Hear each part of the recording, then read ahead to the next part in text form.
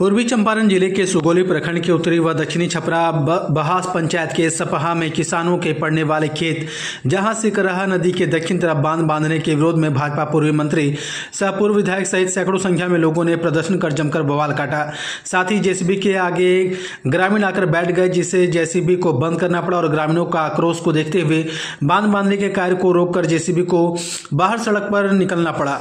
पूर्व मंत्री सहनी व पप्पू कुमार यादव गंगाराम के साथ प्रदीप प्रसाद, मनोज कुमार यादव, मुखियापति अनिरुद्ध सिंह, मोहम्मद कमरे आजम मैनेजर सहित कई लोगों ने बताया कि सोने जैसे खेत में जिसने धान, गेहूं सहित कई फसलों का उगाया जाता था, इस गांव में करीब 80% लोग खेती पर निर्भर है। यदि सिकरहा नदी के दक्षिणी बांध बना दी जाए तो खेत बेलबुट हो जाएगी और बाढ़ का पानी जमा होने से गाँव विस्थापित हो जाएगा, जिससे कोई फसल नहीं हो पाएगा।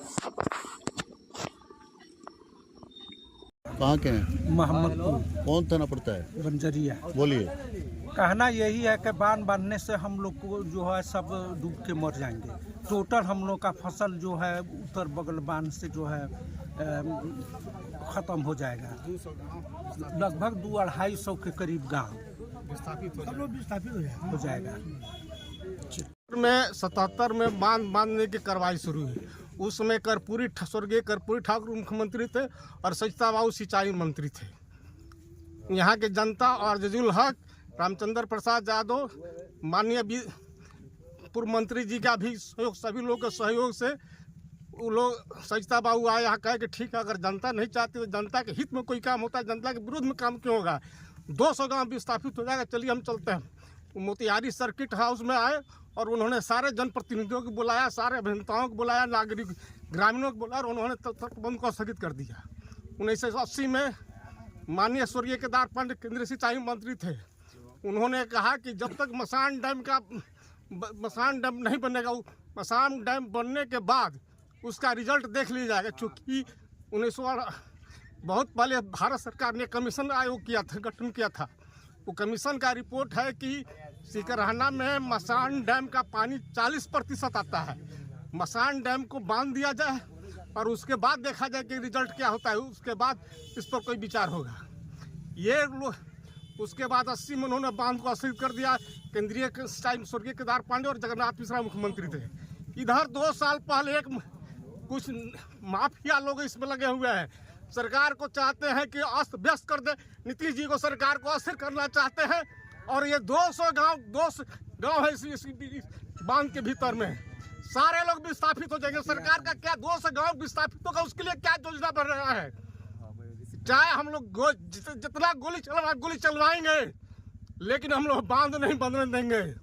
इंकलाब जिंदाबाद। ये बांध बनने जा रहा था, गोखला के पास तक बना और उसके बाद ये बांध बनाने की कार्रवाई बंद हो गई। अब व्यापक आंदोलन हुआ था। उस समय अजूल हक साहब थे नेता, मोहन मोदी जी थे और रामचंद्र प्रसाद यादव मधुमलती के हैं, वो नेता थे। मैं भी उस समय था, लेकिन बच्चा अभी कम उम्र के हमारी उम्र थी, लेकिन तो भी हम लोग सहयोग कर रहे थे उस आंदोलन में। और उस बांध को रोक दिया गया, नहीं बना। और 44 वर्ष हुआ, उसके बाद फिर इसको शुरू करने जा रही है सरकार, करने जा रही है। हम लोग इसका पुरजोर विरोध करते हैं। यानी जितने गांव के लोग हैं जो बांध के अंदर पड़ेंगे, वो एक आदमी लड़ने के लिए तैयार है, संघर्ष करेगा और किसी भी कीमत को मैं इस बांध को नहीं बनने दूंगा।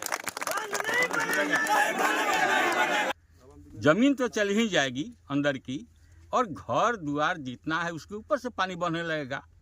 अभी तो पानी फैल करके चारों तरफ बह जाता था, इससे नुकसान नहीं था। लेकिन इस बांध के बनने से सारी स्थिति बिगड़ जाएगी। घर के ऊपर पानी बहने लगेगा, जमीन बर्बाद हो जाएगी, लोगों का आवास भी खत्म हो जाएगा, जमीन भी खत्म हो जाएगी। इसलिए किसी भी कीमत पर इस किनारे की जनता जो है, जो प्रभावित होने वाले हैं, इस संघर्ष करेंगे और इस बांध को रोकेंगे, नहीं बनने देंगे। हम लोग भी उसके साथ हैं। उस समय भी लड़ाई में थे 80 में, और अभी भी हम उसके साथ हैं।